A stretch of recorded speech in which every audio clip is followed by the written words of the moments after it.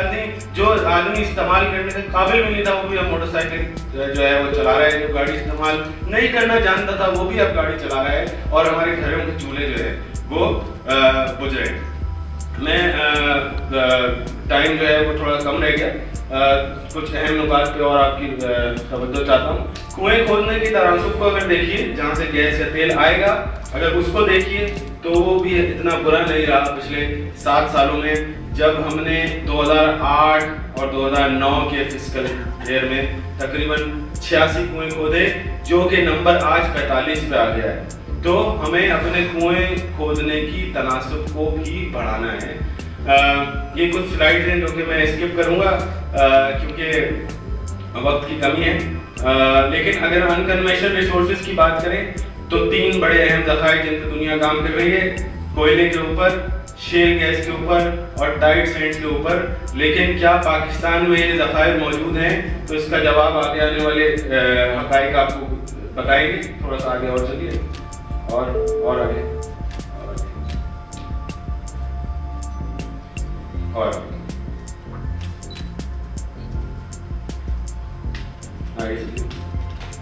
اچھا یہ پیچھے دیکھیں. یو ایس میں جو ابھی نئے ذخائر ملے, جہاں ہم نے ٹی سی ایف کی بات کی, یہ 9 ٹی سی ایف کے ریزرو جو کہ ان کو بارنیٹ شیل میں ملے. اور اگر آپ دیکھیں کہ 9 ٹی سی ایف کو ناپنے کا ایک تھوڑا سا ایک مثال یہاں پہ کہ جو ہے یہ گیس اتنی ہے کہ اس سے تمام یو ایس کی جتنی گاڑیاں ہیں وہ چل سکتی ہیں, جتنے گھر جو ہیں وہ گرم رہ سکتے ہیں, اور تقریباً 900 billion kilo what hour of electricity ہم بنا سکتے ہیں. صرف 9 ٹی سی ایف کی میں بات کر رہا ہوں. اور آگے اگر چلیے تو یہ وہ ایریا ہے جو کہ ابھی تک ان ایکسپلورڈ ہے پاکستان میں کنونشنل ریزروز کے لیے, جو ریڈ ایریا ہے. یعنی اس کی تقسیم کسی خاص صوبے تک متعین نہیں ہے, یہ مختلف صوبوں میں ڈیوائیڈ ہے. اور اگر ان کنونشنل کے ذخائر دیکھیں تو ہمارے پاس جو ہے ایک اندازے کے مطابق تقریباً 241 سے 281 ٹی سی ایف گیس کے ذخائر ان کنونشنل ریسورسز میں موجود ہیں, جو کہ shale gas, tight sand gas اور کول بیڈ میٹھین کے اندر ہیں. تو ضرورت اس عزم کی ہے کہ ہم ان تمام ریسورسز کو اپنے لیے کارآمد بنا سکیں. اور جو ہے یہاں جتنے حضرات بیٹھے ہیں آج اس موقع کی مناسبت سے میں ان سے درخواست کروں گا کہ جہاں تک یہ بات پہنچ سکتی ہے اس کو پہنچائیں, اور کوشش کریں کہ ہم ان ذخائر کو اپنے لیے کارآمد بنا سکیں. ورنہ ہم سے بدقسمت قوم دنیا میں شاید نہ ہو جس کے پاس ہر چیز موجود ہے اور بڑی اچھی ہسٹری موجود ہے. اور یہ قوم جو ہے, یہ ملک جو ہے سالانہ 380 پیٹرولیم انجینئرز پروڈیوس کرتا ہے, جس کا جو ہے جن میں سے صرف 10% کو اپنے ملک میں روزگار ملتا ہے, اور باقی تمام لوگ جو ہے وہ پوری دنیا میں کام کر رہے ہیں. اور یہ تمام جو ذخائر ہیں ان کو پوری دنیا میں تلاش کر رہے ہیں. تو جو ہے آج کی مناسبت سے یہی درخواست ہے کہ میں ان تمام ذخائر کو اپنے لیے کارآمد بنائیں. اور میں اپنی پریزنٹیشن کا اختتام کچھ اشعار پہ کروں گا. چراغ دور جلاؤ بڑا اندھیرا ہے, ذرا نقاب اٹھاؤ بڑا اندھیرا ہے. کیا یہ اندھیرا واقعی ہم پہ مسلط کر دیا گیا؟ یہ اندھیرا ہمارے ارد گرد واقعی موجود ہے. وہ جن کے ہوتے ہیں خورشید آستینوں میں, انہیں کہیں سے بلاؤ بڑا اندھیرا ہے. فراز عرش سے ٹوٹا ہوا کوئی تارا کہیں سے ڈھونڈ لاؤ بڑا اندھیرا ہے. اور یہاں اس پوری پریزنٹیشن کو کنکلوڈ کیا جا سکتا ہے کہ بصیرتوں پہ اجالوں کا خوف طاری ہے, مجھے یقین دلاؤ بڑا اندھیرا ہے. تو مجھے یقین نہیں آتا کہ جو ہے اتنا اندھیرا ہمارے ارد گرد پھیل چکا ہے. ابھی بھی روشنی موجود ہے, اور صرف اس ملک کو, اس قوم کو وہ روشنی دکھانے کی ضرورت ہے. بہت شکریہ آپ کی توجہ.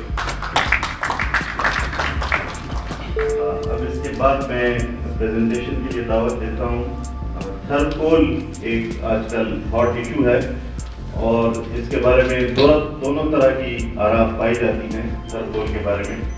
تو میں پریزنٹیشن کی دعوت دیتا ہوں جناب ڈاکٹر محمد شبیر صاحب, جو مینیجنگ ڈائریکٹر ہیں تھرڈ کول پروجیکٹ کی. ڈاکٹر محمد شبیر صاحب. تھرڈ کول پہ کول ڈیولپمنٹ اتھارٹی سندھ میں ہم نے بنائی تھی 1995 کے اندر.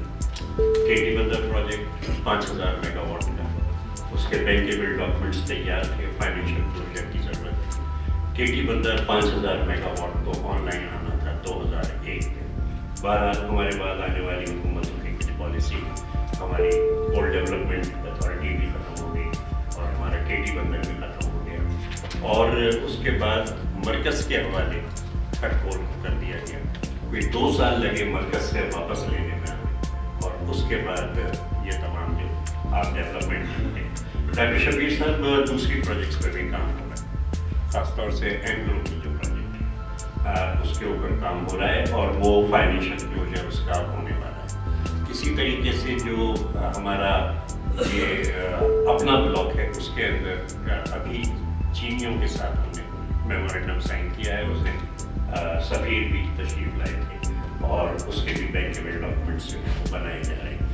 लेकिन मसला यही है कि हमें इसके लिए माली इंतजाम करने होते हैं, इसके लिए फाइनेंशियल क्लोजर्स करने होते हैं, और इसके लिए तक, लेकिन बहुत सी चीज़ें जो हमारे पास हैं, हमारी गैस जो वेस्ट हो रही है लीकेजेस के जरिए, हम पूरे कराची को, हैदराबाद को, सक्खर को गैस सप्लाई कर रहे हैं, और सुई सदन के अगर कोई दोस्त यहाँ पे मौजूद है तो हम उसका प्रेशर एडजस्ट करते हैं, क्योंकि जितना ज़्यादा प्रेशर हमारी पाइपलाइन में होता है उतनी ज़्यादा लीकेज उसमें से। सुबह के वक्त जब हमारी बहनें घर में नाश्ता पका रही होती हैं, हमें ज़्यादा गैस की ज़रूरत होती है, वो हम प्रेशर बढ़ा के 30 PSI तक कर देते हैं उसका। फिर 2 घंटे के लिए हम उसे 12-15 पे ले आते हैं, फिर लंच टाइम पे हम उसे बढ़ा देते हैं, रात को हम उसका प्रेशर बिल्कुल ही गिरा देते हैं, और वही 10-12 पे रहता है, और उससे लीकेज हमारी जो है वो इस वक्त 20% है। पंजाब के अंदर यही गैस है, और इसको 200 PSI पे शहरों को दिया जाता है, और वहाँ पे जो लीकेज के लॉसेस हैं वो कोई 450 मिलियन CFT पर डे है। पंजाब में 185 प्रोड्यूस होती है और 450 वेस्ट। और अगर सुई नॉर्दर्न को हम समझाते हैं कि जनाब, और अब यहाँ पे सुई सदर ने सेंसर लगा रखे हैं, यानी उसमें आपको कम, वो खुद ब खुद अपने डिमांड के हिसाब से प्रेशर जो है वो वॉल्व खुलते बंद होते रहते हैं, और वो प्रेशर सही हो जाता है। और अगर ये टेक्नोलॉजी हम उधर लेना चाहते हैं, हम कहते हैं साहब 450 की लीकेज के बजाय आप इसे 200 कर लीजिए, 250 बच जाएगी, तो ये नहीं होगा। जो वेस्टेज हो रही है ये बहुत शदीद है। दूसरे यहाँ हमारे साइट के दोस्त भी तशरीफ रखते हैं। आपकी 2300 इंडस्ट्रीज साइट में, और 6 इंडस्ट्रियल एरियाज कराची में, और सेल्फ जनरेशन वहाँ पे हो रही है। कितनी ही टेक्सटाइल मिले हैं, दूसरी मिले हैं, 2-2, 3-3 मेगावाट के वो लगाए हुए हैं, और ये 2-2, 3-3 मेगावाट के जो पावर प्लांट हैं ये 20-22% एफिशिएंसी पे काम कर रहे हैं। दूसरी ये कि इनकी लाइफ भी 5 या 6 साल, क्योंकि ये स्टैंड बाई लोड के लिए है। जो परमानेंट लोड आप इन पे करते हैं तो वो उनकी जो लाइफ है वो कम हो जाती है। क्यों ना तमाम इंडस्ट्रीज मिलके अपना एक पावर प्लांट डालें, और आपकी जितनी लोड रिक्वायरमेंट है उसके हिसाब से आप उसके इक्विटी के शेयर उठा लें। और अगर आप ऐसा कोई प्रपोजल लाते हैं तो उसमें आधे पैसे हुकूमत से इक्विटी के अंदर कंट्रीब्यूट करें। और ये जो गैस आप 20-22% एफिशिएंसी पे इस्तेमाल कर रहे हैं, इसको कंबाइंड साइकिल के अंदर आप 60-65% एफिशिएंसी पे चला सकते हैं। और जो भी आपकी टैरिफ आता है, क्योंकि आप खुद मालिक होंगे तो भागीदारी होगी हमारे यहाँ, तो उसके अंदर हम बहुत कम कीमत पे और कंटिन्यूस लोड इंडस्ट्री को मिल सकते हैं। अगर साइट इसमें एक इनिशिएटिव लेती है तो फिर बाकी तमाम इंडस्ट्रियल एरियाज भी आगे जाएंगी। 2300 इंडस्ट्रीज आती हैं जिनको इस तरीके से हम कर सकते हैं सप्लाई। जी हाँ, खरगोन के अंदर मैं गया था, और जो चेक साइन करने वाली अथॉरिटी है वो भी मेरे साथ थी, और डॉक्टर साहब मैं आज भी उनको कहता हूँ कि चेक साइन करने में क्यों तकलीफ हो रही है और क्यों देर हो रही है। तो आप उस मीटिंग में चेक साइन बहरहाल मेरे अपने कुछ रिजर्वेशंस हैं इसमें, और आप माहिरीन हैं और डॉक्टर समर साहब भी आपके साथ हैं, उसको देखा जा सकता है कि अगर 170 मीटर पे गोल है और उसको बाहर लाने में हमारे खर्चे उतने नहीं हो रहे जितने 2000 मीटर पे होते हैं, तो फिर क्या ये मुनासिब होगा कि हम उसमें से एक बड़ी मिकदार को हम जलाएं नीचे 1200 डिग्री सेंटीग्रेड तक ले जाएं और फिर गैस बनाएं? अगर वो ज़ेरे ज़मीन जलाने के बजाय हम उसको वैसे ही ज़मीन के ऊपर ले आते हैं और दूसरे तरीके से उसको इस्तेमाल करते हैं, तो वो एनर्जी हमारी शायद ज़ेरे ज़मीन जाएगा। दूसरी चीज़ ये है कि ठीक है, अगर कहीं एक आइसोलेटेड कोल्ड फील्ड 5-7 किलोमीटर के अंदर और आप उस पूरी कोल्ड फील्ड के ऊपर आप उसमें सिस्टम बना लेते हैं तो बहुत मुनासिब बात है। लेकिन अगर कोई 150 किलोमीटर तक एक कोल्ड फील्ड जारी है और उसके एक हिस्से में आप नीचे जलाना शुरू करते हैं, तो मेरे ख्याल से आपको इंतजाम करने चाहिए इस चीज़ के कि ये आग आगे तक न फैले।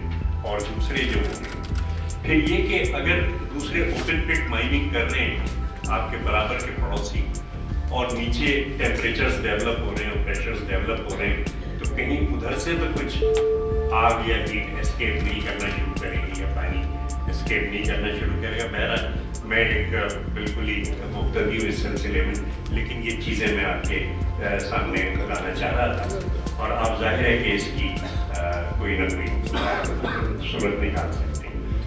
जो एक देर हो रही है वो इस वजह से कि जो एनग्रो ने और दूसरों ने तरीक़ेकार अपने प्लांट्स का सिलेक्शन किया था वो ओपन साइकिल प्लांट्स, यानी पानी उसमें बाहर से आ रहा था और वो ये कह रहे थे कि जी आप हमें 300 क्यूसेक पानी इंडस से ला के दें, और थर में बीच में पहाड़ियों का सिलसिला है, उसकी पंपिंग की भी कॉस्ट बहुत है।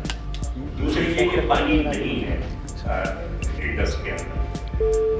अब अगर 10 ब्लॉक्स के अंदर हम इस किस्म की प्लांट्स लगाते हैं तो 3000 क्यूसेक जो है वो चला जाएगा।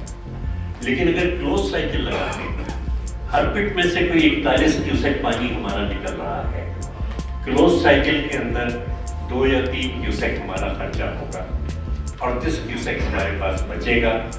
और एक अंदाजे के मुताबिक अगर हम उसे प्रोसेस करते हैं उस 38 क्यूसेक को, तो उससे हम 15000 एकड़ ज़मीन से हाथ कर सकते हैं। तो ये ऑप्शन सामने रखा गया है कि एक तरफ तो ये कि फ्रेश पानी की कमी है, दूसरी ये कि इस पानी का इस्तेमाल है। जी हाँ, मुझे एहसास है और मैं इन गुजारिशात के साथ और इस बात पे एक बार फिर दोहराते हुए कि आईन पाकिस्तान के अंदर रहते हुए हमें ये तमाम चीज़ें करनी हैं और आप हज़रात की तवज्जो इस तरह दिलाते हुए कि ठीक है, सिंध कुर्बानी करने को तैयार है और दूसरे लोगों के भी मसाइल हमें इस तरीके से हैं, लेकिन जो आर्टिकल 158 है और 172 है उस पर अमल दरामद ना होने की वजह से हमारी माशी तरक्की बहुत इसको जग पहुँच रही है। और अगर ये ना पहुँचे तो मैं इस वजह से नहीं कि मैं एक पार्टी का नुमाइंदा हूँ या सियासी कोई कारकुन है, लेकिन यहाँ बहुत से बैठे हुए माहिरीन भी इस बात मुत्तफ़िक़ होंगे कि हमारे पास वो वसाइल मौजूद नहीं होंगे कि हम यूरोप के सतह तक सिंध को आइंदा 10 साल के अंदर ला सकते। पाकिस्तान को दूसरी